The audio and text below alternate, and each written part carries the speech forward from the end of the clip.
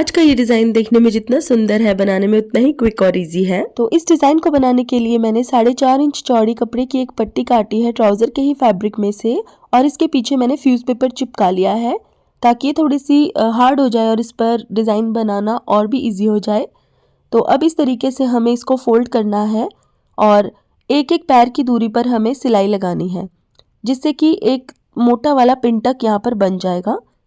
अब इस तरीके से इसको सीधा करना है और फिर से हमें तकरीबन आधा इंच की दूरी पर इस कपड़े को फोल्ड करना है।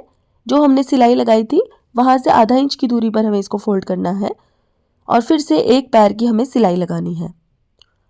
बिल्कुल इसी तरह से हमें आधा आधा इंच की दूरी पर फोल्ड करते हुए तकरीबन 4 सिलाइयाँ लगाकर पिन टक्स बनाने हैं। तो यहाँ पर 4 पिन टक्स बन गए हैं। आप चाहें तो इससे ज़्यादा पिन टक्स बना सकते हैं अगर आपको इससे ज़्यादा चौड़ा बॉर्डर चाहिए तो। और अब हम इसको अच्छे से प्रेस कर लेंगे। तो प्रेस करने के बाद ये कुछ इस तरह का दिख रहा है और अब हम इसके ऊपर एक लेस अटैच करेंगे। तो यहाँ पर मैंने कॉटन की एक लेस ली है और इस तरीके से लेस को उल्टा करके हमें रखना है और इसकी किनारी पर सिलाई लगानी है। तो इस तरह से लेस की किनारी पर सिलाई लगाने के बाद अब हम इसको सीधा करेंगे इस तरह, और कपड़े के ऊपर एक टॉप स्टिच लगाएंगे इस तरह से। और जब भी आप प्लेन कपड़े के ऊपर डिज़ाइन बनाएं तो आपको इस चीज़ का ख़ास ध्यान रखना है कि धागा जो भी आपको यूज़ करना है वो बिल्कुल मैचिंग यूज़ करना है, नहीं तो डिज़ाइन में इतनी फिनिशिंग नहीं आएगी। अब यहाँ पर मैंने प्लेन वाइट कलर से कुछ स्क्वायर पीसेस काटे हैं 2.5 इंच के। अब इस तरह से फोल्ड करके एक ट्रायंगुलर शेप बनानी है और इस ट्रायंगल को भी हमें हाफ फोल्ड कर देना है और इस तरीके से हाफ फोल्ड करके इसकी किनारी पर हम सिलाई लगा देंगे और इस तरह की काफ़ी सारी शेप्स हम बनाकर तैयार कर लेंगे। अब जो हमने पिन टक्स वाली पट्टी बनाकर तैयार की थी उसकी दूसरी किनारी पर हम इस तरह से इन शेप्स को रखेंगे, बिल्कुल साथ साथ रखना है हमें और इस तरीके से सिलाई लगाते हुए सभी शेप्स को अटैच कर देना है। ये देखिए। अब इस तैयार बॉर्डर को हमें एक और फैब्रिक पट्टी के साथ अटैच करना है। तो इस तरह से प्लेन फैब्रिक को फोल्ड करके मैंने ये पट्टी तैयार कर ली है। तकरीबन 4 इंच चौड़ा फैब्रिक लिया था मैंने और इसको मैंने बीच में से फोल्ड कर लिया था।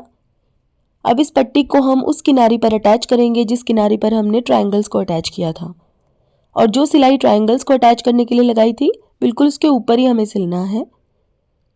अब इस तरीके से पट्टी को सीधा करना है और टॉप स्टिच लगाना है, जिससे कि इन ट्रायंगल्स का रुख प्लेन वाली पट्टी की तरफ चला जाएगा और पिनटक्स वाली पट्टी के ऊपर हमें टॉप स्टिच लगाना है।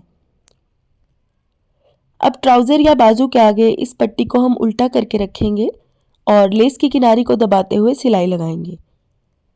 और मैंने आपको पहले वाले वीडियोस में भी बताया है कि ट्राउज़र की कटिंग करने से पहले ही आप इस तरह का डिज़ाइनर बॉर्डर रेडी कर लीजिएगा, ताकि आपको पता रहे कि आपको ट्राउज़र या बाजू की लंबाई कितनी कम काटनी है। अब हम यहाँ पर भी एक टॉप स्टिच लगाएंगे और इसके साथ ही हमारा बहुत ही प्यारा सा ट्राउज़र का ये डिज़ाइन बनकर रेडी हो गया है। और इस बॉर्डर की लंबाई तकरीबन 4.5 इंच है, तो कटिंग करते हुए आप अपने ट्राउज़र की लंबाई 4.5 इंच तक कम काट सकते हैं।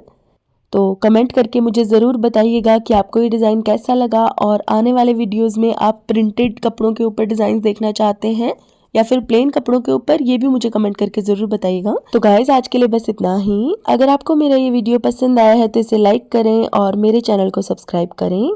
Thank you so much for watching. Bye bye.